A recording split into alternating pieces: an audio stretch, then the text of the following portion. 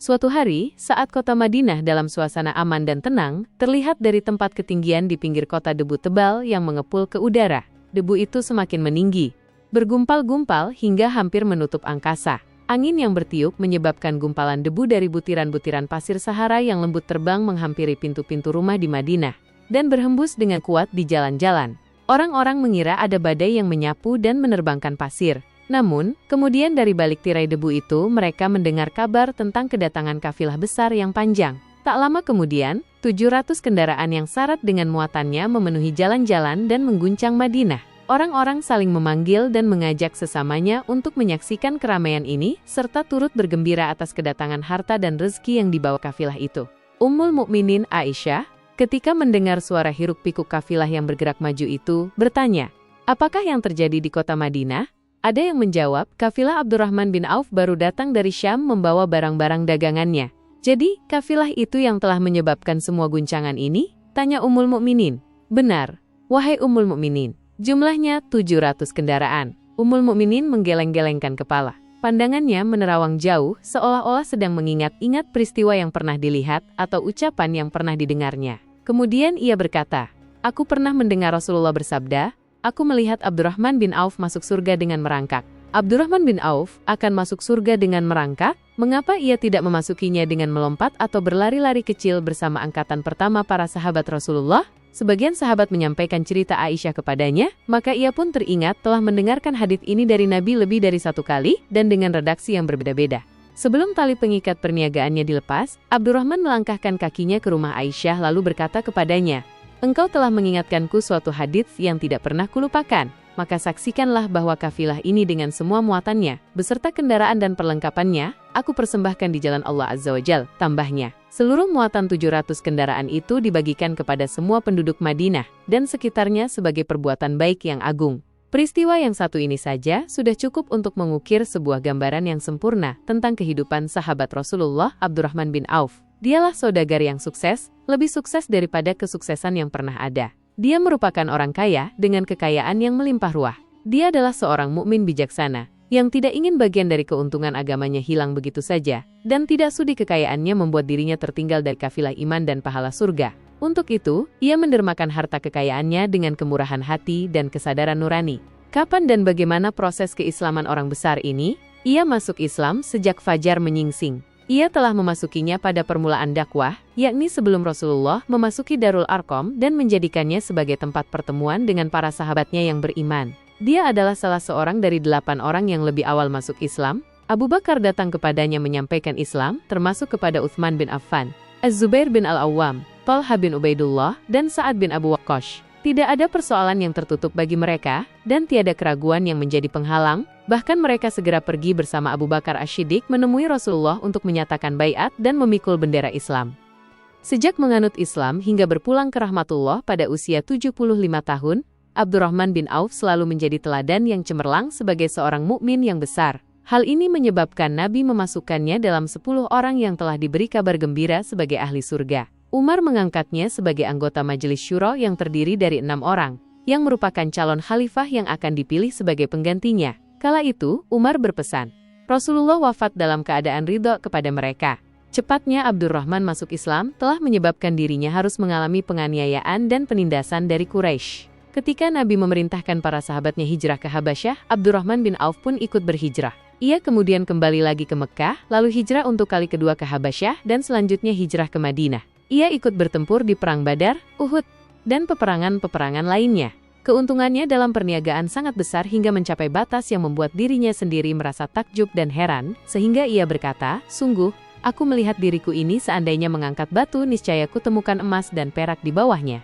Perniagaan bagi Abdurrahman bin Auf bukanlah jenis perdagangan yang tercela maupun monopoli. Bahkan, ia sendiri bukanlah orang yang loba untuk mengumpulkan harta atas dorongan agar menjadi orang kaya. Bukan itu tujuannya. Melainkan suatu amal dan kewajiban yang keberhasilannya akan menambah kedekatan jiwa kepada Allah dan berkorban di jalannya. Abdurrahman bin Auf seorang yang kuat emosi jiwanya, di mana ia menemukan kepuasan emosinya itu dalam amal yang mulia dimanapun berada. Apabila ia tidak sedang sholat di masjid dan tidak sedang berjihad dalam peperangan, ia pasti sedang mengurus perniagaannya yang berkembang pesat. Sehingga kafilahnya dari Mesir dan Syria membawa ke Madinah barang-barang muatan yang dapat memenuhi kebutuhan seluruh jazirah Arab, baik pakaian maupun makanan.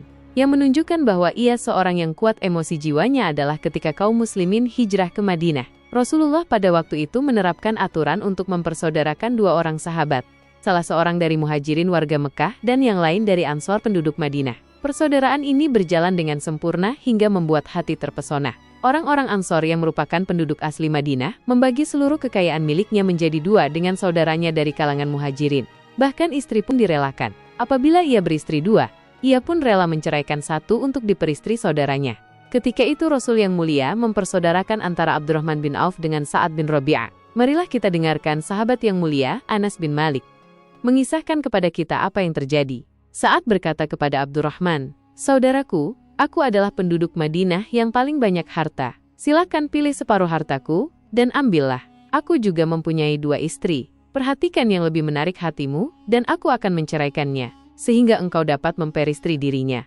Abdurrahman bin Auf menjawab, "Semoga Allah memberkahi dirimu dalam istri dan hartamu. Tunjukkanlah letak pasar kepadaku." Abdurrahman pergi ke pasar. Ia berjual beli di sana dan mendapatkan keuntungan. Kehidupan Abdurrahman bin Auf di Madinah, baik semasa Rasulullah maupun sepeninggal beliau, selalu ditunaikan dengan sempurna untuk memenuhi hak din ini dan beramal di dunia. Perniagaannya sukses dan menguntungkan. Seperti diungkapkannya sendiri, bahwa seandainya ia mengangkat batu dari tempatnya, ia pasti mendapatkan emas dan perak di bawahnya. Salah satu faktor yang membuat perniagaannya berhasil dan mendapatkan berkah adalah karena ia sangat selektif untuk berniaga yang halal, dan benar-benar menjauhkan diri dari segala bentuk jual beli yang haram, bahkan yang syubhat. Selain itu, faktor yang menambah kejayaan dan keberkahan Abdurrahman bin Auf adalah labanya yang bukan hanya untuk dirinya sendiri, melainkan di dalamnya terdapat bagian Allah yang ia penuhi dengan baik. Ia menggunakan hartanya untuk memperkokoh hubungan kekeluargaan dan mengeratkan tali persaudaraan, serta menyediakan perlengkapan yang diperlukan tentara Islam. Bila total perniagaan dan kekayaan lainnya ditambah keuntungan yang diperolehnya dihitung, jumlah kekayaan Abdurrahman bin Auf dapat diperkirakan dengan memperhatikan jumlah yang dibelanjakan di jalan Allah, Rabb semesta alam. Suatu hari ia mendengar Rasulullah bersabda, "Wahai Ibnu Auf, engkau termasuk golongan orang kaya, dan engkau akan masuk surga dengan merangkak. Karena itu, pinjamkanlah kekayaan itu kepada Allah, agar Dia mempermudah langkahmu." Sejak mendengar nasihat Rasulullah ini dan menyediakan bagi Allah pinjaman yang baik, Allah justru semakin melipat gandakan kekayaannya hingga berlimpah. Suatu hari ia menjual tanah seharga 40.000 dinar, kemudian uang itu dibagi-bagikan semua untuk keluarganya dari Bani Zuhroh, untuk para istri Nabi, dan untuk kaum muslimin yang miskin. Pada kesempatan lain, ia menyerahkan 500 ekor kuda untuk perlengkapan tentara Islam. Pada hari lain, ia menyerahkan 1.500 kendaraan unta. Menjelang wafat, ia mewasiatkan 50.000 dinar untuk diinfakkan di jalan Allah. Ia juga berwasiat bagi setiap orang yang ikut perang Badar dan masih hidup, masing-masing mendapatkan 400 dinar. Hingga Utsman bin Affan juga mengambil bagian dari wasiat itu meskipun termasuk orang kaya. Ia berkata, harta Abdurrahman bin Auf halal lagi bersih, dan memakan harta itu membawa keselamatan dan keberkahan. Ibnu Auf adalah seorang yang mengendalikan hartanya, bukan dikendalikan oleh hartanya. Sebagai buktinya, ia tidak mau celaka dengan mengumpulkannya dan tidak menyimpannya. Bahkan, ia mengumpulkannya dengan tetap merendahkan hati dan dari jalan yang halal. Kemudian harta itu tidak ia nikmati untuk kepentingan sendiri, melainkan untuk dinikmati bersama keluarga, kerabat, rekan-rekan, dan masyarakat seluruhnya. Karena begitu luas pemberian serta bantuannya, ada yang mengatakan, seluruh penduduk Madinah berserikat dengan Abdurrahman bin Auf pada hartanya. Sepertiga dipinjamkannya kepada mereka, sepertiga lagi dipergunakannya untuk membayar utang-utang mereka, dan sepertiga sisanya dibagi-bagikannya kepada mereka. Harta kekayaan ini tidak akan pernah membuat kelegaan dan kesenangan pada dirinya selama ia belum menemukan jalan untuk membela agama dan membantu rekan-rekannya. Adapun untuk selain itu, ia selalu merasa khawatir terhadap kekayaannya. Suatu hari, dihidangkan kepadanya makanan untuk berbuka, karena waktu itu, ia sedang berpuasa. Ketika pandangannya tertuju pada hidangan tersebut, selera makannya pun bangkit. Namun, ia justru menangis sambil berkata, Mus'ab bin Umair telah gugur sebagai syahid, dan ia jauh lebih baik daripada aku. Ia hanya mendapat kafan sehelai kain, yang jika ditutupkan ke kepalanya, maka kelihatan kakinya, dan jika ditutupkan ke kakinya, terbuka kepalanya. Demikian pula Hamzah yang jauh lebih baik daripada aku. Ia pun gugur syahid dan saat akan dikuburkan, hanya mendapatkan sehelai selendang. Dunia telah dihamparkan kepada kami, seluas-luasnya, dan hasil sebanyak-banyaknya telah diberikan kepada kami. Sungguh kami khawatir bila pahala kebaikan kami telah disegerakan balasannya di dunia. Pada peristiwa lain, sebagian sahabatnya berkumpul bersamanya menghadapi jamuan makan di rumahnya. Tidak lama setelah makanan diletakkan di hadapan mereka, Abdurrahman menangis sehingga rekan-rekannya bertanya, "Apa yang membuatmu menangis, wahai Abu Muhammad?" Abdurrahman bin Auf pun menjawab, "Rasulullah telah wafat, dan semasa hidupnya, beliau beserta keluarganya tidak pernah merasakan kenyang makan roti gandum. Apa harapan kita apabila dipanjangkan usia, tetapi tidak menambah kebaikan bagi kita?" Demikianlah, kekayaannya yang melimpah itu sedikit pun tidak membangkitkan kesombongan dan takabur dalam dirinya. Bahkan orang-orang mengatakan tentang dirinya, seandainya seorang asing yang belum pernah mengenalnya kebetulan melihatnya sedang duduk bersama budak-budaknya, niscaya ia tidak bisa membedakannya di antara mereka. Namun, bila orang asing itu mengenal satu saja sisi jihad Ibnu Auf dan ujian yang dihadapinya, ia pasti langsung mengetahui siapa dia. Misalnya, jika ia mengetahui bahwa di tubuhnya terdapat 20 bekas luka dari perang Uhud dan bahwa salah satu dari bekas luka ini meninggalkan cacat pincang yang tidak sembuh-sembuh pada salah satu kakinya, atau jika ia tahu bahwa beberapa gigi serinya rontok di perang Uhud yang menyebabkan kecadelan yang jelas pada ucapannya, maka ia pasti menyadari bahwa laki-laki yang berperawakan tinggi dengan wajah berseri, kulit halus, pincang, dan cadel sebagai tanda jasa dari perang Uhud, itulah Abdurrahman bin Auf. Semoga Allah ridho kepadanya, dan ia pun ridho kepada Allah. Kita sudah terbiasa memperhatikan tabiat manusia, bahwa harta kekayaan biasanya menyebabkan seseorang suka berkuasa. Artinya, orang-orang kaya seringkali ingin memiliki pengaruh untuk melindungi kekayaan mereka, melipat gandakan pengaruh itu, memuaskan nafsu, serta demi kebanggaan dan kepuasan pribadi. Semua ini merupakan sifat yang biasanya dibangkitkan oleh kekayaan. Namun, bila kita melihat Abdurrahman bin Auf dengan kekayaannya yang melimpah, kita akan menemukan manusia ajaib yang sanggup menguasai watak dasar manusia dalam hal ini dan melangkahinya menuju puncak ketinggian yang istimewa. Peristiwa ini terjadi ketika Umar bin Al-Khattab hendak berpisah dengan ruhnya yang suci dan memilih 6 orang di antara para sahabat Rasulullah agar mereka memilih salah seorang di antara mereka untuk menjadi khalifah yang baru. Pada saat itu, semua jari menunjuk ke Ibnu Auf. Bahkan sebagian sahabat menegaskan bahwa dialah orang yang lebih berhak menjadi khalifah di antara 6 orang itu. Namun, ia menjawab, "Demi Allah, seandainya diambilkan pisau lalu ditaruh ke atas leherku, kemudian kalian menusukkannya sampai tembus, itu lebih aku sukai daripada menerima jabatan tersebut." Demikianlah, saat 6 orang terpilih itu mengadakan pertemuan untuk memilih salah seorang di antara mereka sebagai khalifah pengganti Al-Faruq, Umar bin Al-Khattab, Abdurrahman bin Auf telah menyatakan kepada rekan-rekannya bahwa ia telah melepaskan haknya yang dilimpahkan Umar kepadanya sebagai salah seorang dari 6 calon yang akan dipilih menjadi khalifah. Dengan demikian, kewajiban mereka untuk melakukan pemilihan itu terbatas di antara mereka berlima saja.